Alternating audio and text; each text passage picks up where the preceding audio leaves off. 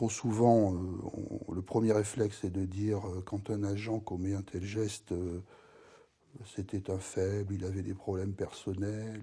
Bon, c'est d'ailleurs odieux de la part des responsables hospitaliers locaux, des directions, de dire tout de suite, à ce stade, il n'y a pas de lien établi avec le travail.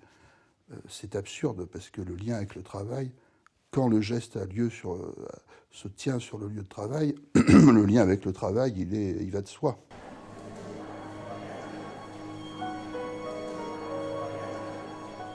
Les méthodes de management actuelles sont déshumanisées parce qu'elles sont axées sur la comptabilité, le chiffre, il faut faire tant d'actes pour que l'hôpital ait tant de recettes, enfin, des raisonnements que même un crémier n'oserait pas tenir. Il y a un deuxième phénomène qui est le phénomène de la polyvalence. On demande à beaucoup d'agents, notamment les aides-soignants, les infirmiers, les infirmières, d'être polyvalents. Sous-entendu, vous êtes des pions qu'on peut déplacer d'un endroit à un autre. Il n'y a pas de reconnaissance du savoir professionnel, de l'expérience de ces personnels.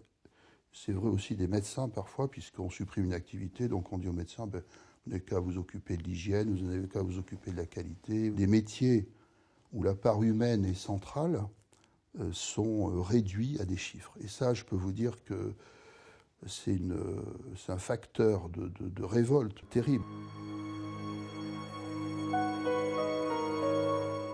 Le harcèlement est utilisé quasiment comme méthode de gestion quand on veut se débarrasser de quelqu'un. Et au lieu de prendre en compte la fragilité de la personne, au lieu que la gestion des ressources humaines soit individualisée et qu'on trouve le poste où la personne va s'épanouir et donner ce qu'elle a de meilleur, eh bien, on va s'en débarrasser, on va commencer à l'humilier en public, à la placardiser, la changer de bureau, lui donner des tâches impossibles à réaliser ou au contraire des tâches subalternes. On va convoquer la personne devant une armada de gens qui lui sont hostiles, on va l'humilier. Ce genre de situation, c'est très destructeur au plan psychologique. C'est inadmissible. C'est inhumain, c'est brutal, c'est cruel. Et ça a lieu, mais tous les jours.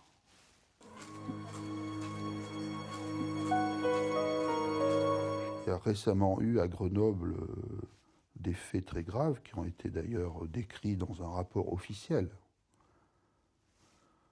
qui met en cause les responsables de l'hôpital, en particulier la directrice générale du CHU de Grenoble. Il y a des cas de harcèlement, il y a eu un suicide sur le lieu de travail d'un neurochirurgien. Ben non, elle est là, elle a même fait des déclarations à la télévision pour dire que son hôpital était à l'équilibre et que donc elle ne voyait pas tellement ce qu'on pouvait lui reprocher. Donc c'est vous dire la perversion des esprits. Mon hôpital est à l'équilibre, donc tout va très bien, Madame la Marquise. Dans beaucoup d'autres pays, quand il se passe quelque chose comme ça, le dirigeant démissionne ou il est sanctionné.